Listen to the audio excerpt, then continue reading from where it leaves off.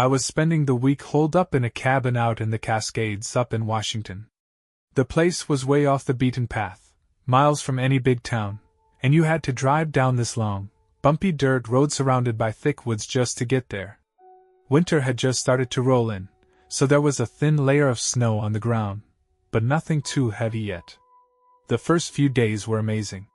Peaceful, quiet, the kind of silence that feels like a blanket. I was finally starting to unwind. But about halfway through day 4, something unexpected happened. There was a knock at the door. I had no clue who it could be. Out there, I wasn't exactly expecting visitors.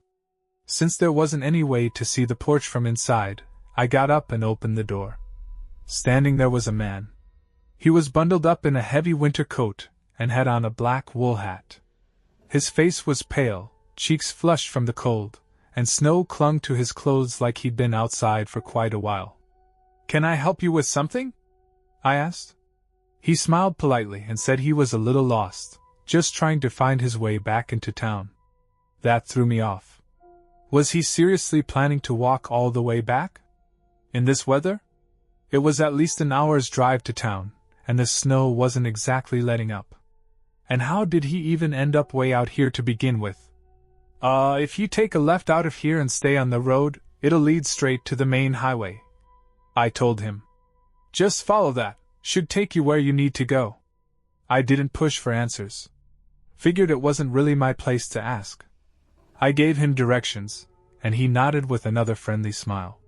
Then came this weird silence. He just stood there, not saying anything, and neither did I. It dragged on long enough to make me feel uneasy. So I quietly stepped back and shut the door. A moment later, I heard his boots crunching off the porch as he walked away. The whole thing was definitely odd, but after a while, I just shrugged it off and got back to whatever I was doing. Didn't take long for it to slip from my mind. A few hours passed. The snow, which had only been a light dusting earlier, started to come down harder, and I found myself getting a little anxious. I wasn't exactly confident that my car could handle the dirt roads if the snow kept piling up. Just to keep tabs on the weather, I walked over to the back door and pulled the curtain aside to get a better look from the living room window. And when I did, I jumped a little. There were footprints, fresh ones, in the snow, circling around the back of the cabin. Now, considering how deep into the woods I was, that was more than a little weird. Random folks don't just happen to stroll by out here. The thing is, I couldn't tell how fresh the prints actually were. I didn't know exactly when the snowfall had started getting heavier, so they might have been made hours ago, or just a few minutes back. Naturally, my mind went straight to that guy from earlier. Had he wandered around the cabin before knocking? Maybe he was checking to see if anyone was home? That thought gave me a chill. It'd be pretty unsettling if he was creeping around first. After seeing those tracks, I felt this knot in my stomach. That uncomfortable kind of tension that doesn't let up. And to make it worse, the sun was already down by then. Outside, it was pitch black, freezing cold, and the wind was really picking up. Not exactly the best conditions to go checking things out. I pulled the curtain shut again, then did a quick walk around the cabin, locking every door just to be safe. After that, I turned off all the lights and headed for the bedroom. There wasn't a TV in there, so I just grabbed my laptop and pulled up something to watch while I lay in bed. I figured a little distraction might help me shake off the nerves. Took a while, probably close to an hour, but eventually I started to settle down.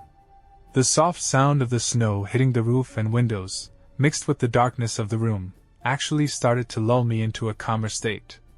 I closed the laptop and was about to call it a night, when suddenly, I heard a knock at the front door. I physically jolted at the sound. My whole body went stiff, and for a second, my brain just shut off. That kind of fear doesn't come slow, it hits all at once. Then came another knock. "Hey, it's me again. I'm still lost. It's cold out here. Can you please help me?" It was the same guy from earlier. And right away, my gut twisted. Why the hell was he still hanging around out here in the middle of nowhere? Something about this didn't sit right. I slowly cracked open the bedroom door, just enough to listen better. The cabin's main room was almost pitch black, and hearing him knock over and over again in that darkness, it sent a wave of dread through me. And then, just like that, the knocking stopped. Maybe half a minute had passed, tops. The only thing I could hear now was the wind picking up outside, whistling through the trees and eaves. That eerie kind of silence settled in, where every little sound feels too loud. But I needed to know. Had he actually left? Or was he still out there, just standing in the dark? I moved slowly, barely making a sound as I crept into the main living space. All the blinds and curtains were drawn, so I knew he couldn't see me from outside, not unless I moved them. The door stayed shut, no way I was opening that. So if I wanted a look, the only option was to peek through one of the side windows. The angle wasn't perfect. I couldn't see the porch directly, but I could at least catch a glimpse of the yard and the start of the road leading out. I gently pushed one side of the curtain back and leaned in to look. That's when I saw them, footprints in the snow, clear as day. They led straight up to the front porch, but there weren't any going back. That meant one thing: he was still there, standing just outside the door. Heart racing, I backed away from the window and went to grab my phone. Thankfully, I still had enough signal to make a call. I dialed 911. They told me it'd be around 45 minutes before anyone could get out here. So I locked myself in the bedroom and just waited. The first 10 minutes crawled by, completely silent, no footsteps, no knocking, nothing. That kind of quiet, when you know someone's probably still out there, it was unsettling in the worst way. All I could hear was the wind pounding against the windows, rattling them like something wanted in. Then, out of nowhere, I heard this loud thud against the side of the cabin. I couldn't tell what it was exactly, but it came from somewhere up front and sounded heavy. After that, silence again. I was sitting there shaking, every muscle tense. I was terrified. Time started to feel warped, like minutes were stretching into hours. I just kept staring at the door, listening, hoping I wouldn't hear anything else. Finally, I saw red and blue lights flickering through the gaps in the curtains. That wave of relief hit me fast. I stood up and started making my way toward the front door, figuring it was over. But right as I got there, I heard a cop shouting, "Get down! Get down now!" His voice was loud, sharp, and urgent. Something was definitely happening out there. I froze and stayed where I was, listening as he kept yelling commands. Then that same heavy thud echoed through the cabin again. Not even a second later, the officer was shouting all over again. Turns out, the guy had never left at all. He'd climbed up onto the roof at some point and had apparently been sitting up there, just waiting. Probably hoping I'd let my guard down, or fall asleep, or try to come outside. God knows what his plan was. The officer finally got him down and put him in cuffs for trespassing. That was the charge, at least. The guy didn't confess to trying anything else, didn't say much of anything, really. But judging by the fact that he'd been lurking around my cabin for what looked like the entire day, yeah, it felt like he had something darker in mind. Exactly what he wanted to do, I'll never know. But whatever it was, it couldn't have been good. I work at this little 24/7 ice cream shop. It's nothing fancy, just one small room, really, with enough space for maybe 10 customers to stand around without bumping elbows. Despite its size, it's actually pretty popular in our small town. It's kind of a local hangout spot, especially for high school kids. The parking lot's big, and since the shops around us are either abandoned or just closed down, it gives them plenty of space to mess around. It's like a half-dead strip mall, with only our ice cream place still breathing. Most nights, the crowd dies down by 10, and after that it's just the occasional group stopping in for a late-night cone or milkshake. I usually pull the overnight shift, part-time, from 11 p.m. to 4 a.m. That night started out like any other.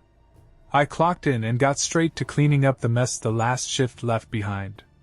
Took me about half an hour to straighten everything up, and after that, I just kicked back and waited. A group of teenagers wandered in around 1 a.m., grabbed some ice cream, hung out a bit, then left. After that, it was dead quiet. Bored out of my mind, I figured I'd kill time doing some extra cleaning in the back. I ended up bagging up a bunch of trash and headed out front to dump it. The dumpster's actually placed out by the front of the building, near the edge of the parking lot, tucked between us and the row of empty stores. I walked over, tossed the garbage in, and paused for a second. The night was silent, not even a single car passed by. But on my way back, something caught my eye. I noticed a flicker of light coming from one of those abandoned shops. At first, I figured it had to be a car's headlights reflecting off the window or something. But I glanced toward the road and didn't see a single car out there. That's when I started getting that weird feeling. Like something was off. Was I just imagining it? I slowed down, keeping my eyes locked on the front windows of the empty shop, half expecting nothing, but also kind of waiting for something. Then it happened again. A faint light moved across the windows, just for a few seconds. It looked like someone deep inside was waving around a flashlight. The beams shifted around slowly, like they were searching for something, or someone. After that quick glimpse of the light, nothing else happened. No more flickers, no more movement, just stillness. I stood there for a bit, hoping to catch it again, but it didn't return. So I had no real way to confirm if I actually saw something or if my eyes were just playing tricks on me. The part that got under my skin, though, was where the light had come from. That abandoned store was directly connected to the ice cream shop, literally right on the other side of the wall I was standing next to. That thought gave me a little pause. Still, I told myself it was probably just a couple of bored kids sneaking in to explore. Dumb but harmless. With nothing else to do, I settled back and behind the counter to wait out the rest of my shift. It was around 2 a.m. at that point. I leaned on the counter and zoned out, just staring through the front windows into the quiet parking lot. That's when I heard something. A soft noise. Faint but close. I turned and looked toward the wall next to me, and there it was again. A subtle sound, like a knock or a scrape, coming from just beyond the wall. The same wall that separated us from that old, empty shop. It wasn't loud, not by any means. But it stood out in the silence of the night. The kind of silence where even the smallest sound feels amplified.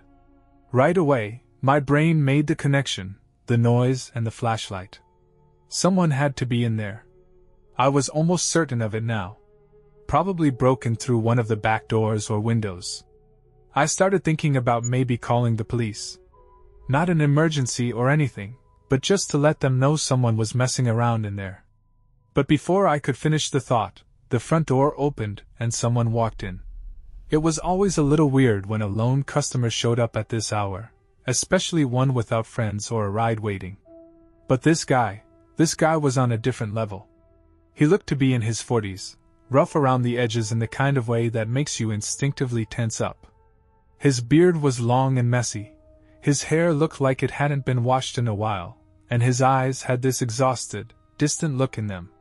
As he approached the counter, this awful stench hit me, stale sweat, something sour. I had to hold my breath for a second. "Hey there," I said, trying to keep it professional. "What can I get for you?"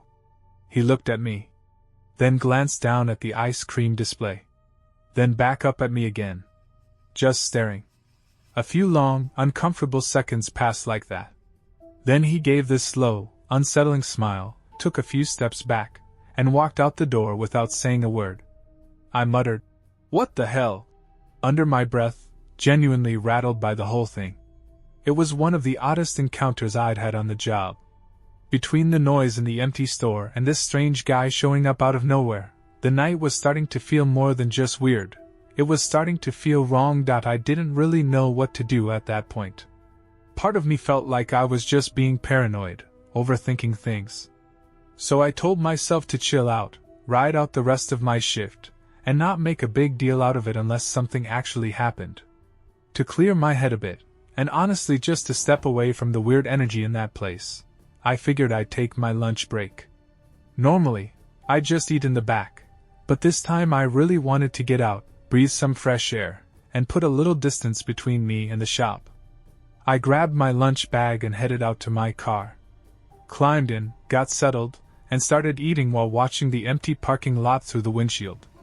A few minutes went by. Nothing but stillness. It was quiet, dead quiet, and the light I'd seen in the abandoned building hadn't come back. Everything seemed calm, until I spotted movement. 2 people came around the side of the shop. First one was the same guy from earlier, the one with the greasy hair and the worn-out look. No mistaking that jacket. Right behind him was another man I didn't recognize, but he had something in his hand. It was hard to tell from that distance, but it looked a lot like a flashlight. Right then, I felt this tight knot form in my throat. My gut told me this wasn't some casual stroll. I watched, frozen, as both of them walked straight into the ice cream shop. Not like customers. They weren't waiting at the counter or looking for service. They looked pissed. Focused. Like men on a mission, hunting someone down. I pulled out my phone and quickly dialed 911. Through the windshield, I watched them leap over the counter like it was nothing. They pushed into the back room, searched around for maybe half a minute, then came storming back out. Empty-handed. They didn't take a thing. No cash. No food. Nothing. They weren't there to rob the place. They were looking for me. They ran around the back of the building and disappeared into the night. By the time the cops showed up, the lot was empty again. No sign of either guy. But they did find one of the old abandoned stores with the back door busted open, so yeah, those guys had definitely been in there earlier. What exactly they were doing, I still don't know. But whatever it wasn't good. Looking back, it really felt like that first guy came into the shop just to scope things out, probably to check if I was working alone. Then he must have gone to get his buddy. By pure luck, I'd stepped out to take my lunch in the car. If I hadn't? Honestly, I don't even want to think about how that could have played out. I live in a pretty old apartment. The only real reason I'm in it is because it's just cheap enough for me to afford living alone. Definitely not a dream place. It's got its fair share of issues, but it works for now. Anyway, this was just a regular night after work. Or, well, kind of. I'd actually gotten off a couple hours early, so I came home, threw some food in the microwave, and crashed on the couch with the TV on. I was already worn out, and the dim lighting mixed with the soft sound of the TV just made me more tired. I don't think I was even home an hour before I called it a night. Shut off the TV, went to the bedroom, and passed out in minutes. Now, I don't remember it being windy that night, which is important, because my building's old enough that even a light breeze will make the whole place creak and groan. You'd get used to those little noises after a while. But sometime later, I woke up to this sound, a creaking noise. At first, I didn't think much of it. Figured it was just the usual old building nonsense. But the more I lay there, half awake, the more it stood out. It didn't sound normal. This creaking wasn't random like usual. It came in a rhythm, one long creak, then a pause, then another creak. Over and over again. It wasn't coming from above or outside either. It sounded like it was inside. Somewhere on the far end of the apartment. My heart was already racing by the time I threw off the covers. I wasn't panicking yet, but something just felt off. Still, part of me was trying to rationalize it, telling myself it was probably just the building settling, or some old pipe doing something weird. I opened the bedroom door. My apartment's layout is pretty simple. There's a hallway that runs straight down to the front door. On either side at the end, there's the kitchen on one side and the living room on the other. And whatever was making that noise, it was coming from somewhere down there. I stared down the hallway, trying to place the sound, and pretty quickly I realized the creaking was coming from the left side, toward the kitchen. It took me a second to piece it together, but the noise wasn't just repeating, it was moving. It was footsteps. Someone was walking across the floor. Before I could fully react, before my brain could even catch up, I saw him. A figure stepped out at the end of the hallway. My whole body locked up. I just froze. But the man didn't look at me. He never even glanced down the hall. He just kept walking slowly across the end of the hallway, eyes fixed straight ahead, like I wasn't even there. Adrenaline shot through me, and I slipped back around the corner into my bedroom, trying to stay as quiet as possible. I didn't even close the door. I was too scared it would make a noise. The creaking sounds continued as he moved through the kitchen. Every now and then, I'd hear him stop, and the faint sound of cabinets opening and closing echoed through the apartment. He was searching for something. I didn't know what, and that made it so much worse. My heart was pounding out of my chest. I kept thinking, how the hell did he get in? And more importantly, how long until he decided to check the hallway and find me? Just as that thought crossed my mind, I saw his shadow again, moving toward the hall. But once more, he walked right past it. The sound of his footsteps shifted into the living room. Then I heard it. A soft squeak, like someone sinking into a cushion.